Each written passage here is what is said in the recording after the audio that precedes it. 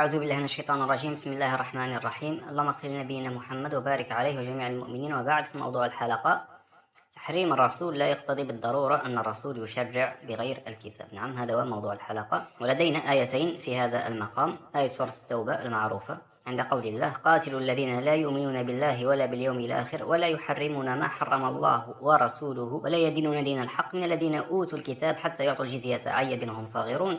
وآية سورة الأعراف عند قول الله: الذين يتبعون الرسول النبي الأمي الذي يجدونه مكتوبا عندهم في التوراة والإنجيل يأمرهم بالمعروف وينهاهم عن المنكر ويحل لهم الطيبات ويحرم عليهم الخبائث. فكما نلاحظ فالآيتان تتناولان موضوع تحريم الرسول. وقبل أن نذكر معنى الآية من سياق القرآن بصفة عامة، نذكر ما قاله الطبري في الآية الثانية آية سورة الأعراف، حيث قال: ويحرم عليهم الخبائث وذلك لحم الخنزير والربا وما كانوا يستحلونه من المطاعم والمشارب التي حرمها الله. فكما نلاحظ فتحريم الرسول هنا هو تحريم بالكتاب، فلحم الخنزير والربا موجود في كتاب الله تحريمهما، أليس كذلك؟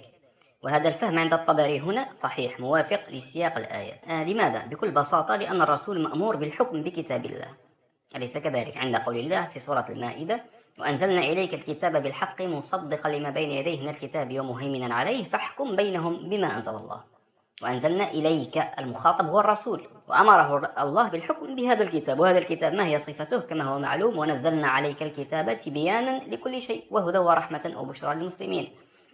كذلك المخاطب هنا هو الرسول: عليك يا أيها الرسول، أي أنا أنزلت إليك هذا الكتاب، وهذا الكتاب تبيان لكل شيء وأمرتك أن تحكم به بين الناس. هذا هو بكل بساطة. إذن عندما يحرم الرسول فهو يحرم بكتاب الله، وعندما يحلل فهو يحلل بكتاب الله، أو عندما يحل فهو يحل بكتاب الله. إذن ما هو الفرق إذا كان تحريم الله بالكتاب وتحريم الرسول بالكتاب؟ الفرق واضح، هو شخص الرسول، الإنسان في حد ذاته، النبي الأمي، وهذا ما دلت عليه الآيتان. فالكفار هؤلاء، هذا النوع من المشركين، يحتقرون النبي، أي لا نريد هذا الشخص النبي الأمي محمد أن يحل لنا ويحرم لنا. وطبعا الرسول يحل ويحرم بكتاب الله.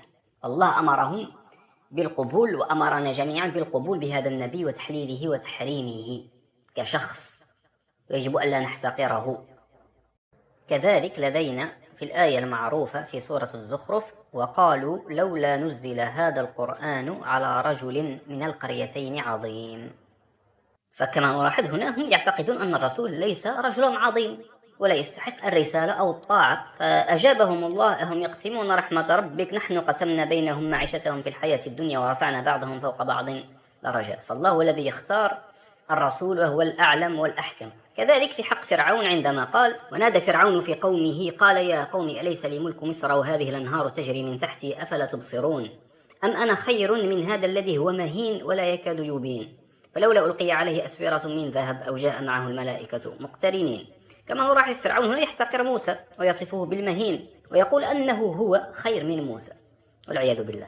نعم، فهذه النقطة يجب أن نركز عليها، واحتقار النبي كشخص في حد ذاته، فيجب أن يحترم ويتبع ويطاع في كل ما يؤمر به. ولا معنى هنا لقول الله يحرم الرسول أو يحلل الرسول أن الرسول يحرم بغير الكتاب، لا، فالله قد أمر نبيه بالحكم بهذا الكتاب كما ذكرنا منذ قليل، وهذا الكتاب تبيان لكل شيء. إذن الفرق بين تحريم الله وتحريم الرسول هو في شخص الرسول، وليس في المصدر الذي يرجع إليه الرسول في التحريم والتحليل، فذاك أمر مفروغ منه، فهو الكتاب الذي هو تبيان لكل شيء. الرسول لا يشرع ولا يحلل ولا يحرم بغير هذا الكتاب. كذلك من الأمثلة لدينا قول الله في سورة البقرة: ولما جاءهم كتاب من عند الله مصدق لما معهم وكانوا من قبل يستفتحون على الذين كفروا فلما جاءهم ما عرفوا كفروا به فلعنة الله على الكافرين.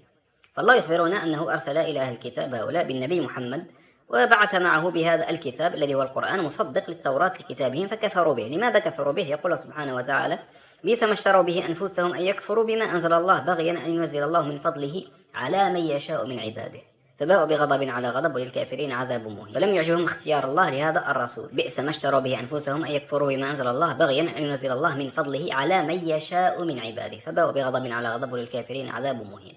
إذن الرسول النبي الأمي يجب احترامه، طاعته، توقيره، تعزيره كما أمر الله سبحانه وتعالى، والرسول بدوره يحلل ويحرم ويأمر وينهى ويشرع بهذا الكتاب الذي هو تبيان لكل شيء كما أمر الله سبحانه وتعالى، وعلينا أن نتأسى برسول الله فنحكم بهذا الكتاب ونحلل ونحرم بهذا الكتاب كما يفعل رسول الله. نعم، هذا هو المعنى الذي أردت أن أشاركه معكم، هذا والله أعلم. اللهم اغفر لنبينا محمد وارحمه وبارك عليه وجميع المؤمنين.